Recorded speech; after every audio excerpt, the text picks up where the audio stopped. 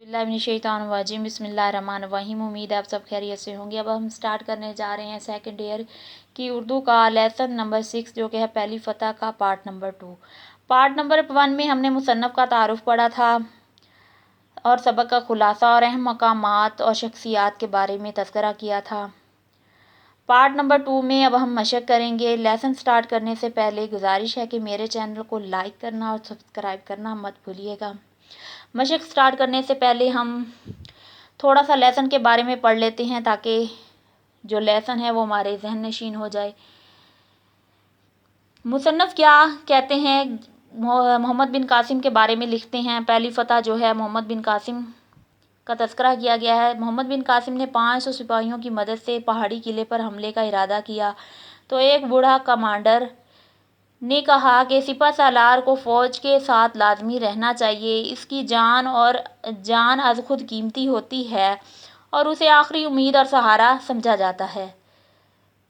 बाद में लिखता है, मोहम्मद बिन कासिम ने कहा कि जंग के बारे में मुसलमानों और गैर मुस्लिमों में बहुत फ़र्क है। मुसलमान अपने कमांडर और हुक्मरानों के लिए जंग नहीं करते, उनका लड़ना मरना खुदा के लिए होता है। मैदान जंग में कोई भी काम आ जाए वो मायूस और नाउमीद नहीं होते, वो अल्लाह के रास्ते में जहाद करते हैं और अपने अल्लाह को राज़ी करते हैं।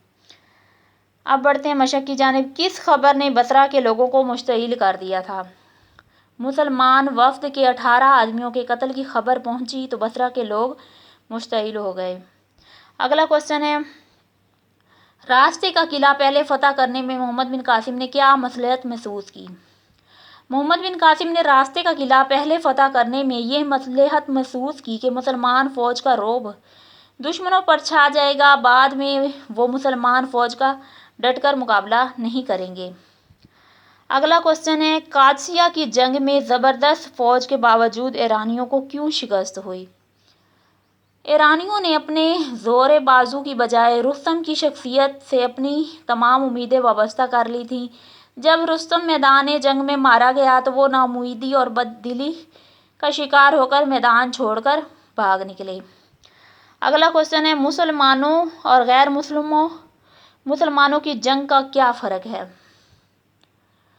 गैर मुस्लिम अपने हुक्मरानों, बादशाहों और सिपह सलारों की खातिर जंग में शरीक होते हैं और जब उनके बादशाह या सिपह सलार मारे जाएं तो सख्त नाउमीद और बददिल होकर हिम्मत हार बैठते हैं।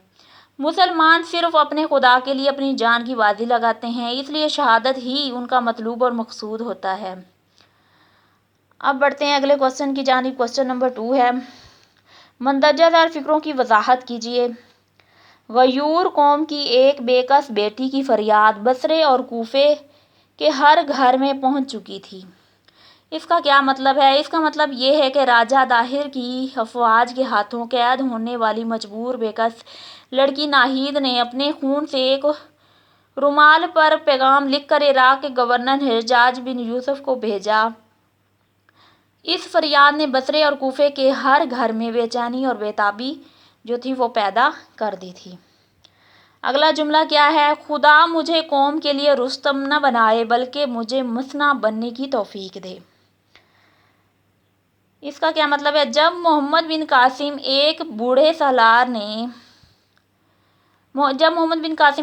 सलार ने उसे ये मशवरा दिया कि आप दुश्मन के किले पर हमला आवर होने की बजाय फ़ौज के साथ रहें। सिपह सालार को अगर कुछ हो जाए तो फ़ौज नाउमीद और बददिल हो जाती है।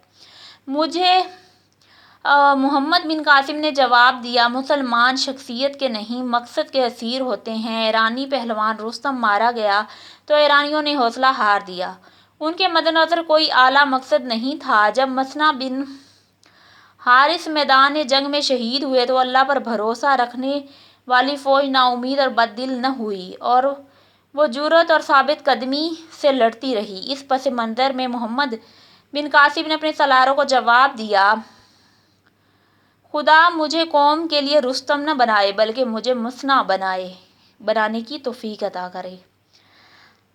अगला क्वेश्चन है, दर्ज झैल मसादर को इमदादी अफ़आल के तौर पर अपने जुमलों में इस्तेमाल करें। क्या है? देना। इसको अब जुमले में हम कैसे यूज़ करेंगे? मैंने उसे खाना दे दिया। लेना, मैंने पानी लिया है। آنا، میں کاپیاں لے آیا ہوں، آگے ہے جانا، وہ کل لاہور چلا گیا، پڑھنا، وہ رو پڑا، چکنا، میں قرآن مجید پڑھ چکا ہوں، اب آگے ہے رکھنا، اس نے مجھے 5,000 روپے بطور قرض دے رکھے ہیں، آگے ہے اٹھنا، اٹھنا دیکھتے ہی دیکھتے آگ بھڑک اٹھی۔ اگلا کوشچن ہے مندرجہ ذیل حروف کو اپنے جملوں میں استعمال کیجیے، نہ صرف بلکہ۔ کیا ہے وہ نہ صرف ذہین ہے بلکہ محنتی بھی ہے۔ اگلا ہے جوں جوں توں توں، جوں جوں شام ہوتی گئی توں توں خاموشی بڑھتی گئی، جیسے جیسے ویسے ویسے، جیسے جیسے تنخواہ بڑھ رہی ہے ویسے ویسے اخراجات بھی بڑھ رہے ہیں، اس لیے چونکہ وہ بیمار ہے اس لیے کالج حاضر نہیں ہو سکا۔ کوشچن نمبر 5 ہے ناول محمد بن قاسم کے کردار کی اہم خوبیاں بیان کریں۔ ان کے کردار کی اہم خوبیاں کیا ہے؟ پہلی خوبی تو یہ ہے کہ محمد بن قاسم ایک نیک دل اور بہادر جرنیل تھا۔ دوسری خوبی ان میں یہ پائی جاتی تھی کہ جب فتح سندھ ہوا تو محمد بن قاسم نے راجہ دہر کی بیوی اور اپنے دیگر مخالفین کو بھی معاف کر دیا تھا۔ تیسری خوبی محمد بن قاسم کے دور میں لوگوں کو مذہبی آزادی حاصل تھی۔ چوتھی خوبی کیا تھی؟ محمد بن قاسم میدان جنگ کے زخمیوں کی خود مرہم پٹی کیا کرتے تھے اور ان کی حوصلہ افزائی کیا کرتے تھے۔ پانچویں خوبی ان کی کیا ہے؟ محمد بن قاسم کو سندھ کے عوام نے اپنا نجات دہندہ قرار دیا تھا۔ آگے چھٹی خوبی کیا ہے؟ ان میں محمد بن قاسم بہت فرما بردار اور اطاعت شعار جرنیل تھا۔ جب اسے سلمان بن عبد الملک کے خلیفہ بننے کی خبر ملی اور اسے معزولی کے احکامات ملے تو اس نے امیر کی اطاعت کی اور اپنے آپ کو نئے سپہ سالار یزید بن ابی کینہ کے حوالے کر دیا تھا۔ یہ تو تھی محمد بن قاسم کی خوبیاں۔ اب آگے ہمارا کوشچن ہے مضمون۔ مضمون نویسی، مضمون کس طرح لکھتے ہیں؟ مضمون سے کیا مراد ہے؟ مضمون ایک ایسی نثری تحریر ہے جس میں زندگی کے کسی بھی شعبے سے متعلق کسی بھی موضوع پر اپنے خیالات اور جذبات کا اظہار کیا جاتا ہے۔ مضمون کے بالعموم ایک خاص ترتیب ہوتی ہے۔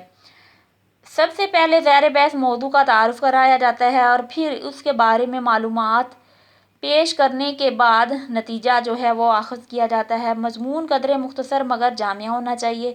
چونکہ روزمرہ بول چال کی زبان سب سے عمدہ تحریر ہوتی ہے اس لیے مضمون نگار کو چاہیے کہ وہ روزمرہ سے قریب رہ کر حتی الامکان شگفتہ زبان جو ہے وہ استعمال کرے۔ مضمون نگار کے لیے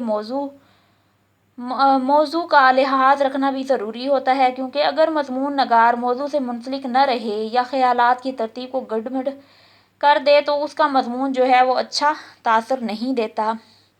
یہیں پر ہمارے لیسن کا اختتام ہوتا ہے۔ اسی کے ساتھ ہی ہمیں اجازت دیجیے۔ اللہ حافظ۔